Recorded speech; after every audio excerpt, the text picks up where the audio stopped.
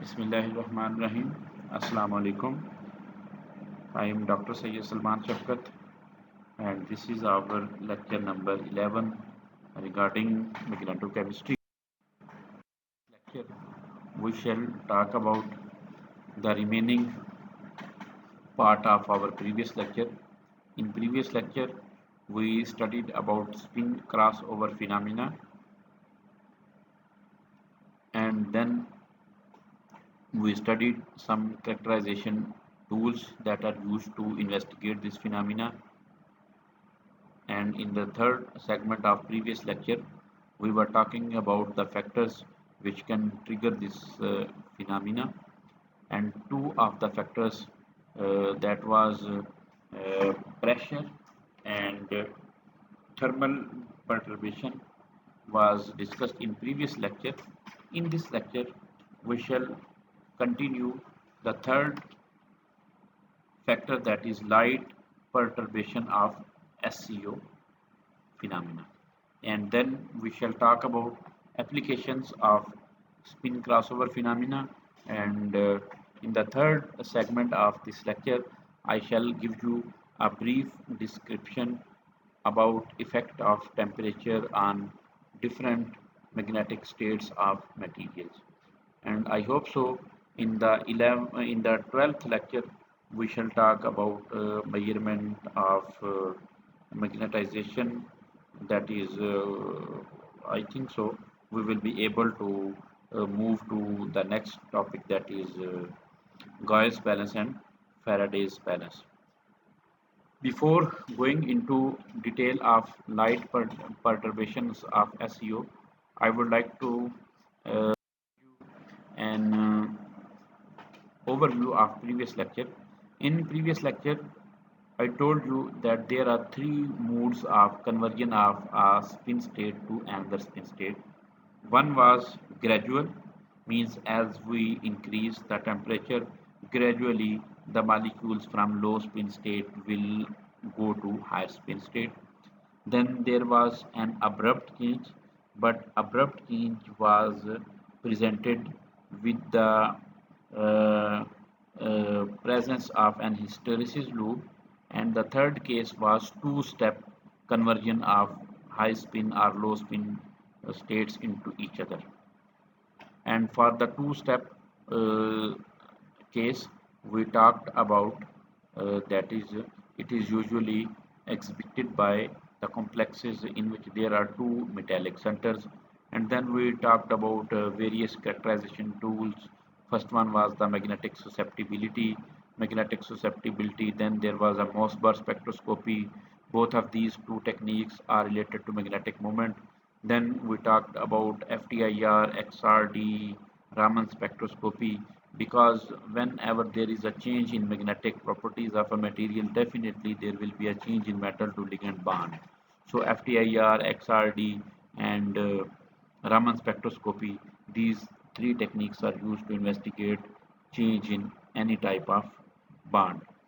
So in this lecture, we are talking about uh, magnetic susceptibility, the factors that affect spin crossover phenomena. But uh, some part of our previous factor, that was pressure perturbation, uh, was the leftover in previous lecture. That's why the first slide of this lecture is showing you magnetic susceptibility plot at different pressures. So in this case, you can see that there is temperature at x-axis, and psi m, that is centimeter cube Kelvin per mole. So it means this is a susceptibility. And you can see the graph, that is the first graph. In the first graph, we can see that the temperature is 0.17 GPa, and the temperature at which the change is occurring from one state to the other state is around 175 Kelvin. But whenever we go on increasing pressure, for the pressure that is mentioned as 0.34 GPa, the change of one state to other states starts around at 220 degree 220 Kelvin, and finally all of the species have been converted into high spin state that is around 300 Kelvin. But when the pressure goes up to 0.57 GPa, you can see the temperature that is a temperature half is going on increasing, and the change of from one state to other state starts above 250 Kelvin. So this was the remaining part of previous lecture, that is pressure turbation. So now we shall talk about the last perturbation method, that is light perturbation method. In light induced excited spin states trapping, the high spin low spin transition is triggered by irradiating the sample. At low temperature, it is possible to trap compound in high spin state, a phenomena known as LIESST effect. The compound can be converted back to a low spin state by irradiation with a photon of different energy. The irradiation of DD transitions of LS metal complexes or MLCT absorption bands leads to the population of high spin state. Here is a slide that is showing you metal ligand distance. The anti-bonding orbitals that are usually represented by Eg star are populated only in high spin state. The blue color diagram, in which you can see the T2G orbitals are filled by 6 electrons, and the block with white background is showing you high spin state, in which we can see the population of electrons is available in T2G as well as in Eg. In case of low spin state, in which S is equal to 0, the bond length is in between 1.95 to 2 angstrom. But when the same complex goes into high spin state, in which the total spin that is represented by capital S is equal to 2, the bond length increases up to 2.15 to 2.20 angstrom. The useful relationship is 10 dq is approximately equal to 1 over r n, n is equal to 5 to 9.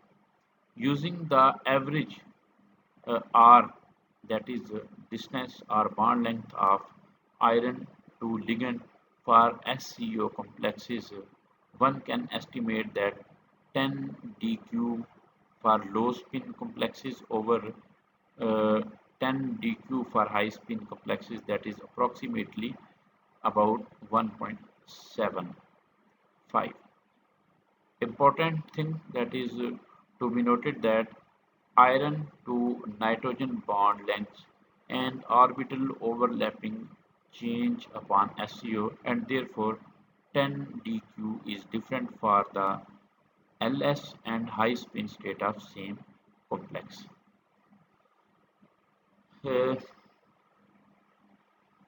10 dq 10 dq is actually crystal field splitting energy. This energy is sometimes represented by delta naught, sometimes by 10 dq.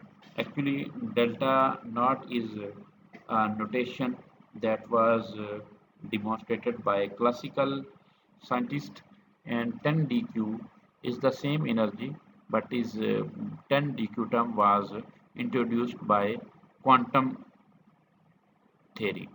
So 10 dq is the differential of quantum. So it means crystal field splitting energy or 10 dq or delta naught. These three things are same. 10 dq value for the same complex in high spin or low spin will definitely be different. As at the top right of this slide, you can see that for low spin complex, 10 dq energy is greater. That's why electrons cannot move from T to G to EG orbitals. But in case of high spin state, the difference of energy or 10 dq is less. That's why electrons are accommodated in T2G as well as EG. In this slide, you can see a graph that is presented at the bottom right of this slide. At x-axis, there is r is distance, or we can say bond length of metal and ligand, and on y-axis there is a energy. In case of low spin state, in case of low spin state, we can see that is delta naught HL. Delta naught HL is 0 point different energy. This factor was also discussed in pressure turbation methods.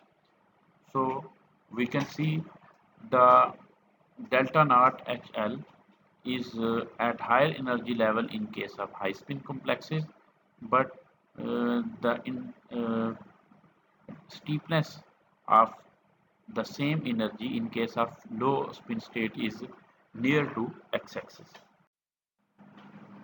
A good example to illustrate LIESST effect is iron complex, that is propyl tetrazole complex. The sample was irradiated with green light at a temperature below 50 Kelvin. By doing this, a spin allowed transition is promoted, which is 1A1 to 1T1. However, the 1T1 excited state has a very short lifetime, decreasing the probability for the excited state to relax via a double intersystem crossing to reach the 5T2 high spin state. Since the high spin state is spin forbidden and the lifetime for this state is long, therefore it can be trapped at low temperatures. Photo switchable materials. Due to aim to design photo switchable materials that have higher working temperature than those reported to date, means the materials that have been reported to date have working temperature around 80 Kelvin. Along with long lifetime photoexcited states, another strategy for SCO called ligand-driven light-induced spin change, and it is abbreviated LD, split by a dash LISE, has been studied. So for the previous case, the name was abbreviated without any space or dash. So it means this phenomena is not a direct phenomena, this is an indirect phenomena.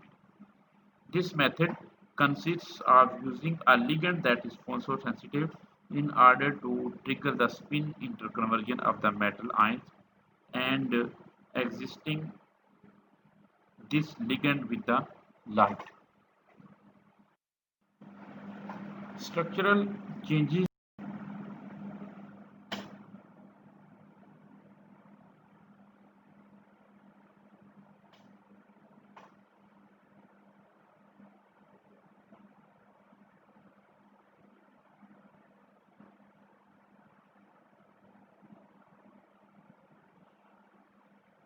The LISC effect is followed by a structural change of photoresponsive ligand in contrast to SCO process where the structure of the ligands are essentially unaffected. The driving force behind the metal in SCO is the photochemical transformation is cis-trans photoisomerization. The prerequisites for LDLISC to be observed in is that the two complexes formed with the light photoisomers must exhibit different magnetic behaviors as a function of temperature. Upon successive irradiation of the system at two different wavelengths within a temperature range where the metal ion can either be Ls or high or Hs, a spin state interconversion should occur. In order to achieve this, it is convenient to design a metal environment to where at least one of the complex exhibit a thermally induced SCO. The LDLISC has been observed in several iron 2 and iron 3 complexes. Because there is an uh, intra-electronic transition instead of an electron displacement through space. Now we shall talk about effect of temperature on various magnetic states of materials. Actually, this is not a proper part of this lecture. This was related to magnetic states of materials, but somehow I could not include this slide in my previous lectures. So that's why I thought to introduce this segment before going to next segment of our magnetochemistry topic, that is about measurement of magnetization such as Gauss and Faraday's bells. So in this slide, first of all, you can see the temperature plots is is in between magnetic susceptibility and temperature. On y-axis, you can see at the right uh, top left there is a magnetic susceptibility, and bottom right the temperature is mentioned. So first of all, you can see the black curve that is showing the paramagnetic behavior, and we can see clearly that as we go on increasing the temperature, the magnetic susceptibility gradually decreases. Now you can see the next line that contains half part as a parrot green and half part as a black. This green and black curve is showing the behavior of ferromagnetic materials. Their magnetization decreases with increase in temperature, but there will be a difference in change in magnetization. Paramagnetic behaviors will show a gradual decrease in their magnetic susceptibility with the increase in temperature, but ferromagnetic materials initially will show an abrupt decrease in their magnetization, but after some temperature, their magnetization will show a linear decrease with increase in temperature. The temperature from which they start showing gradual decrease in their magnetization is known as Curie temperature, or we can say that at Curie temperature, ferromagnetic materials are converted into paramagnetic materials. Now we shall come towards the bottom of this graph, the curve that is presented in half red and half black color is representing anti-ferromagnetic behavior. In the start, we can see that with the increase in temperature, the magnetic susceptibility of anti-ferromagnetic material is increasing.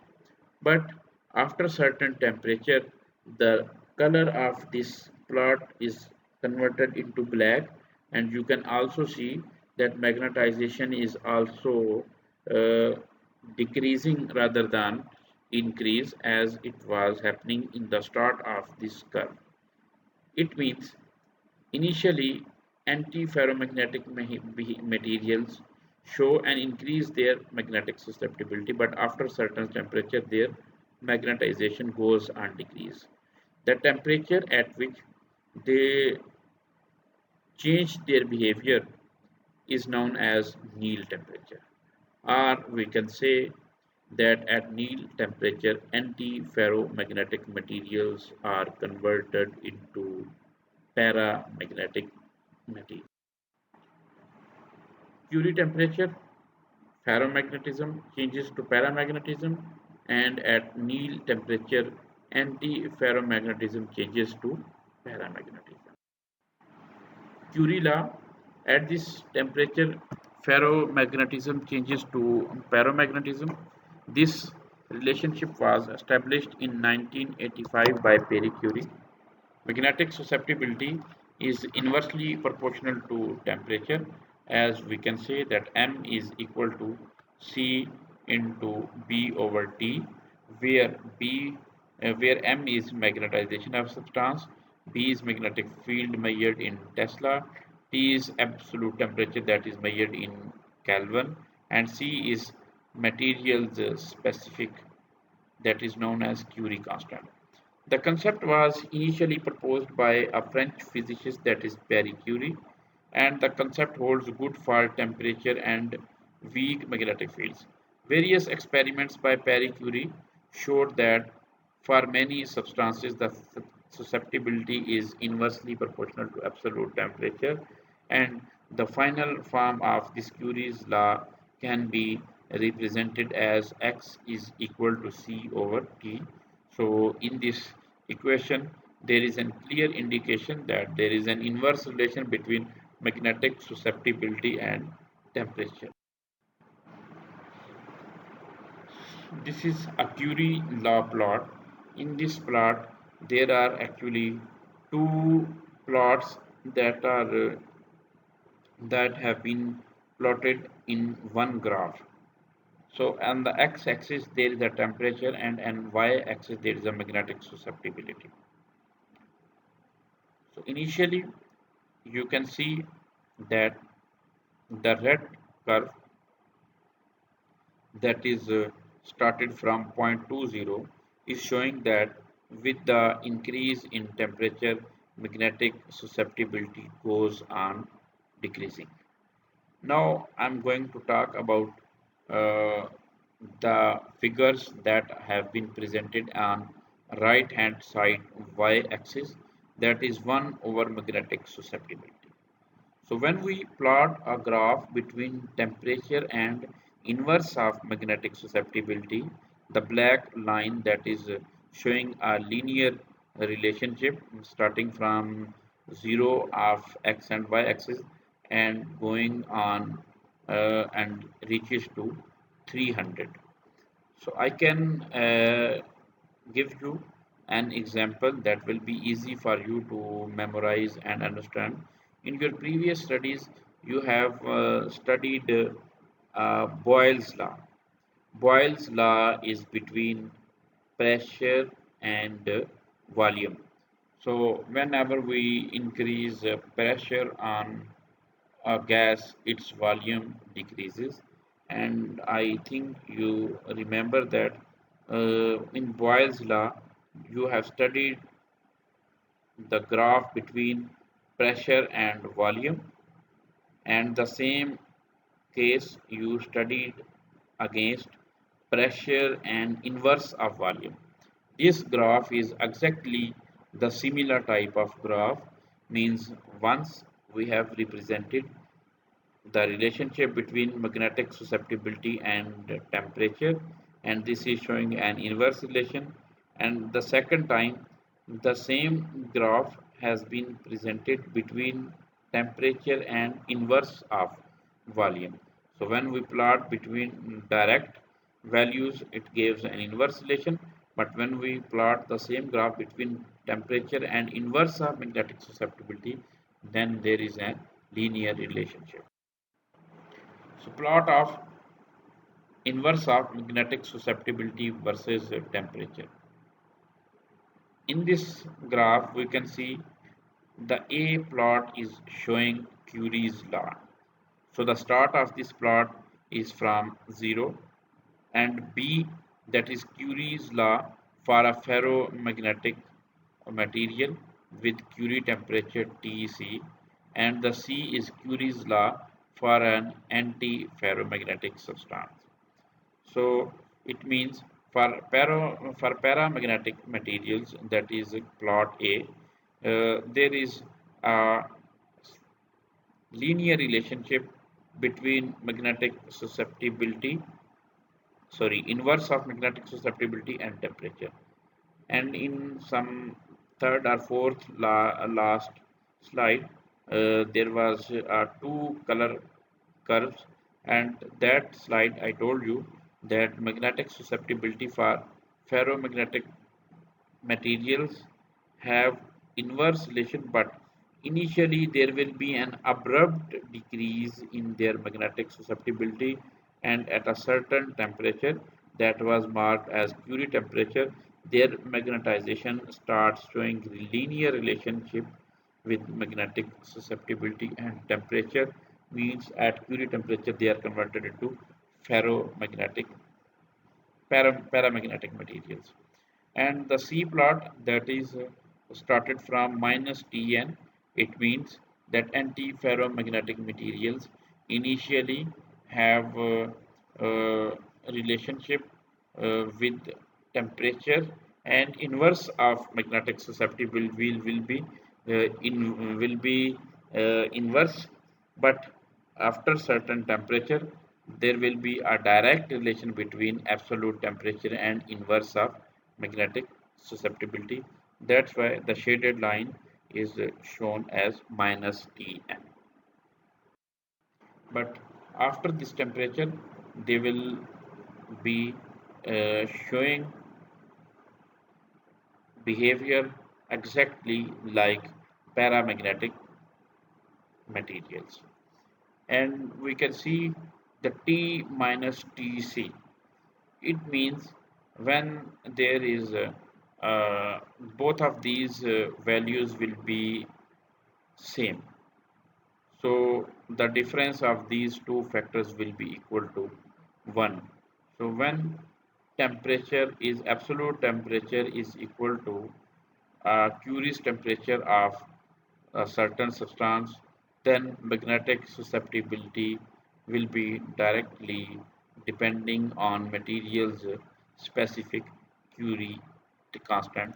It means, let's say, a certain material has Curie's has uh, Curie temperature 50 degrees Celsius. So if we go on increasing the temperature and the temperature reaches to 50, the difference of 50 and 50 will be equal to 1. So at that point, materials magnetic susceptibility will be equal to materials specific Curie constant. So at the end, I have few questions for your understanding of this lecture, that what is the difference between Curie and Néel temperature, and what are Mullikan symbols. Actually, in this lecture I mentioned some Mullikan symbols under the heading of light perturbation uh, method to change to induce spin crossover phenomena, and I mentioned that exchange of spin state from 1T1, from 1A1, from 5T2, some different types of Mullikan symbols have been used. So these Mullikan symbols you have studied in your previous lecture. So that's why I expect that you must be able to answer this question. And the last question is why substances show spin crossover phenomena, because this phenomena is not exhibited by all the transition metal complexes.